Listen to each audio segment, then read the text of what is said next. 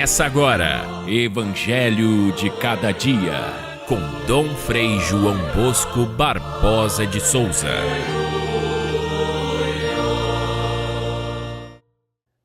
Jesus e seus discípulos aproximaram-se de Jerusalém e chegaram a Betfagé, no Monte das Oliveiras. Ali, os discípulos fizeram aquilo que Jesus havia mandado. Trouxeram a jumenta e o jumentinho e puseram sobre eles as suas vestes, e Jesus montou. A numerosa multidão estendeu suas vestes pelos caminhos, enquanto outros cortavam ramos das árvores e os espalhavam pelo caminho. Aqueles que seguiam a Jesus gritavam: Hosana ao filho de Davi! Bendito o que vem em nome do Senhor! Hosana no mais alto dos céus. Caríssimos irmãos e irmãs, ouvintes do nosso Evangelho de Cada Dia, damos início à semana mais importante da nossa fé, a Semana Santa da Paixão e da Ressurreição do Senhor. E iniciamos com o Domingo de Ramos, onde nós lemos o Evangelho da entrada de Jesus em Jerusalém. Depois nós teremos, durante a semana, momentos muito importantes para a gente contemplar, ouvir a palavra que é lida com mais ênfase, com leituras mais prolongadas. É um tempo de rezar em silêncio, de caminhar com Jesus nas procissões, participar das grandes celebrações. Na quinta-feira, a última ceia do Senhor, a instituição da Eucaristia. Depois, na sexta-feira, o dia todo, lembrando a paixão do Senhor, especialmente às 15h, a crucifixão de Jesus. E depois, à noite do sábado, a vigília pascal, a vigília da luz, a vigília da renovação do batismo, a vigília da ressurreição. São os 3 dias mais importantes e não vamos esquecer também, nesta semana especialmente, na quarta-feira à noite acontece uma celebração com todos os padres da diocese em torno do bispo diocesano e representantes das paróquias na nossa catedral. É a chamada Missa do Crisma, onde são consagrados o óleo do Crisma e abençoados o óleo do batismo e o óleo dos enfermos. Estes óleos que são usados na celebração dos sacramentos da igreja durante todo o ano. Essa missa especialmente tem uma comemoração especial pela instituição do sacerdócio e também é a ocasião de celebrar a unidade da igreja diocesana. Portanto, não esqueçam esses momentos mais importantes da nossa fé, procurando saber os horários que você tem na sua própria comunidade paroquial, aonde haverá esta ou aquela celebração, para não deixar passar esse momento sem celebrar intensamente e com muita profundidade o mistério da nossa redenção. O Domingo de Ramos, portanto, a entrada de Jesus em Jerusalém, celebra aquele momento em que Jesus chegou com uma grande multidão que o seguia entrando na Cidade Santa. Notem que era a festa da Páscoa dos judeus e Jesus tinha o costume de ir a Jerusalém todos os anos na festa da Páscoa. Mas aquele ano foi especial, dessa vez era diferente. O povo que acompanhava Jesus entrou aclamando a ele como Rei, filho de Davi, bendito que vem em nome do Senhor, Hosana nas alturas. Esse povo lembrava-se dos milagres que Jesus havia feito e esses milagres corriam de boca em boca, trazendo muita gente que queria ser curada, que queria entender quem era aquela figura, aquele profeta que vinha trazer tanta novidade e tanta alegria ao povo. Os seus milagres, portanto, atraíam a muita gente. E também tinha aqueles que esperavam para aquele momento uma grande reviravolta, né? Esperavam o Messias que viesse para mudar a situação do povo. E assim seguiam a Jesus aclamando a ele como rei. Os ramos nas mãos e as vestes espalhadas pelo chão, os cantos lembrando o filho de Davi, tudo isso era um reconhecimento da realeza de Jesus.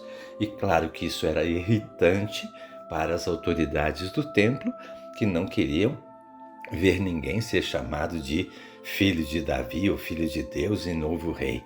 Também porque temiam os romanos que dominavam politicamente aquela terra, e se eles percebessem que havia alguma revolta querendo instituir um novo rei no lugar de César, eles viriam com toda a força do exército romano para massacrar a todos.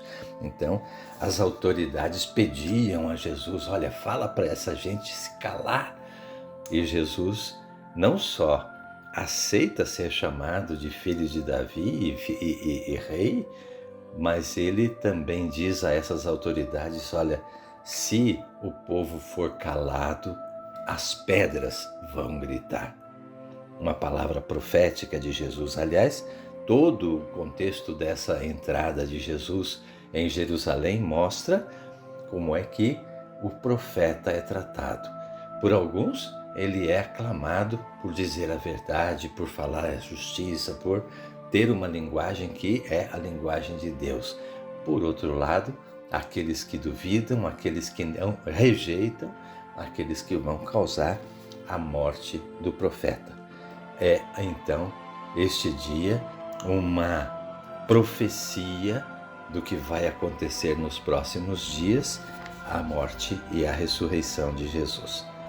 Neste dia, portanto, se lê o evangelho da entrada de Jesus em Jerusalém e se lê também a paixão segundo São Mateus neste ano.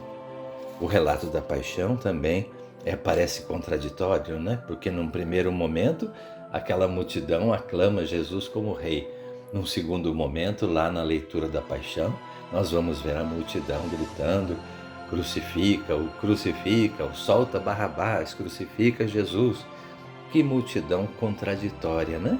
E de fato, contradições não faltam na nossa vida. Nós somos seguidores de Jesus, mas também pecamos. Temos no nosso mundo pessoas que se dizem cristãs, empresários que são injustos com seus empregados.